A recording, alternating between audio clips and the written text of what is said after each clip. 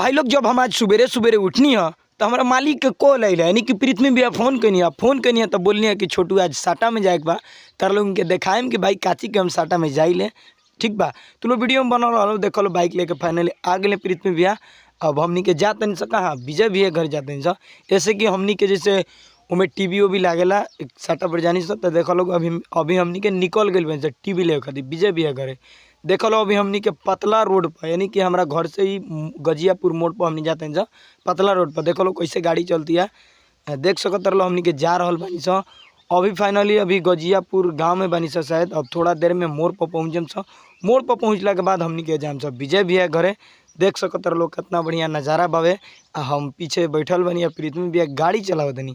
देख सकत रहो कितना बिजोड़ एकदम एट लुक देख सकत रहो। तो भाई लोग हमनी सीधे पहुँची सब विजय भैया के दुकान पर गई सब। तो विजय भैया ना रही ऐसे कि वहाँ कहीं गई रही। तो दुकान पर पहुँचला के बाद देखते हैं सब भाई तो वहाँ रही अजय भैया और बड़का भैया रही। ठीक बा भाई, तो हमनी के सीधे वहाँ से निकल डायरेक्ट पृथ्वी भैया घरे पहुँच के ऐसे कि वहाँ से बाइक हम चलावत रहे।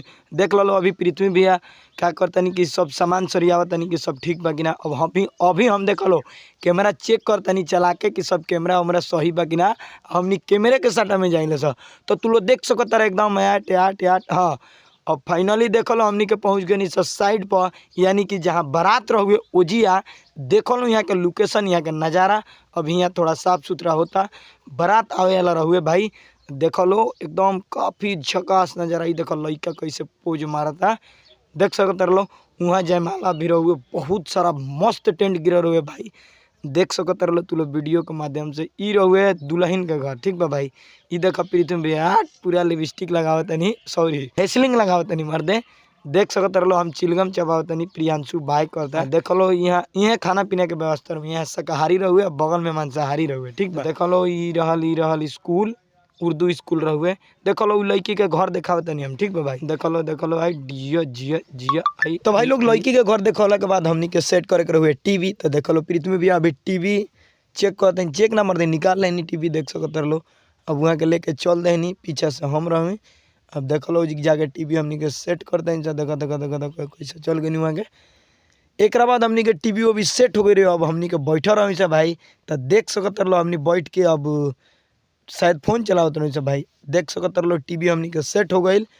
टीवी सेट हो गई भाई। उन्हें खाना पीने की व्यवस्था रहुए जो बगल में लोग होता है उन्हें खाए की व्यवस्था रह गई। ये देख लो जयमाला स्टेज ये रहुए जयमाला स्टेज काफ़ी बड़का ना रहुए। ये देख लो दूसर का टीवी। ठीक है भाई, दोनों टीवी तुम लोग देख सकते रहो। ये रहुए जयमाला स्टेज पे भाई जगह ना रहुए। अब हमनी के कैसे भी करके फोटो क्लिक कहीं सो वीडियो भी क्लिक कहीं सो। देख सकते रहो अभी प्रियांशु मोबाइल चलावता पृथ्वी भैया बानी। एक बाद देखो क्लोजअप भाई क्लोजअप के बारी हुए तो दुल्हन के क्लोजअप यानी कि फोटो खिंचाते रहे। देख सकते रहो पृथ्वी भैया वो भाई जो रहे उन्हें से कैमरा वाला हुआ। ठीक है भाई, हमनी के इन्हें की ओर से दुल्हन की ओर से रहे। तो देख सकते रहो भाई लोग हम फेस वाला भी सामने से भी वीडियो बने नहीं।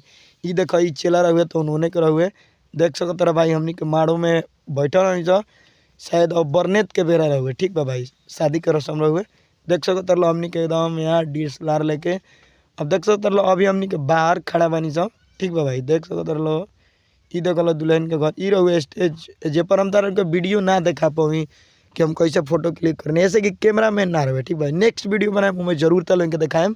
ठीक बा भाई, तो देख लो ये रहुए जौन जयमाला जे पर भौए जयमाला। ठीक बा भाई, देख लो हम तल एकदम जोर से दिखावत नहीं। देख सकते रहो भाई ये रहुए दुल्हन के घर उ रहुए माड़ो। ठीक बा भाई, तो बस भाई लोग इस शादी वाला हमारे वीडियो तर लोग इनके कैसन लागल कैसन ना कमेंट में जरूर बताइए। अच्छा लागल हुई तो बताइए। अगर जहाँ भी क्लिप चाहे जहाँ भी वॉइस गड़बड़ाइल हुई वहाँ बता सकते रह। मिले जी फिर से भी अंत तक के लिए बाय।